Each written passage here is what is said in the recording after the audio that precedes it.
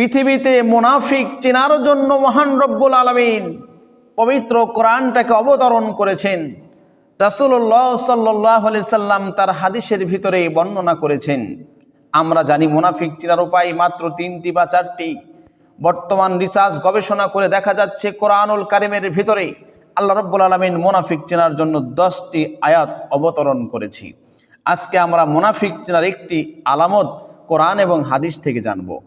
আল্লাহ রাব্বুল আলামিন বলেন, ওয়া ইযা লাকুল্লাযীনা আমানু ক্বালু আমান্না ওয়া ইযা খালাউ ইলা শায়াতিনিহিম ক্বালু ইন্না মা'আকুম ইন্নামা নাহনু মুস্তাহজিউন ওয়া ইযা লাকুল্লাযীনা আমানু ক্বালু আমান্না, যখন তারা ঈমানদারদের সাথে মিলিত হয় তখন তারা বলবে আমরা ঈমান এনেছি।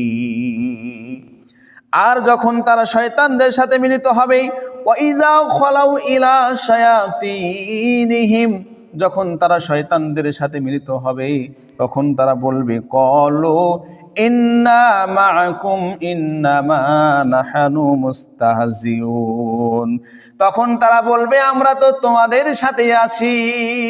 এরকম মুনাফিক মার্কা লোক আমাদের সমাজে আছে না নাই?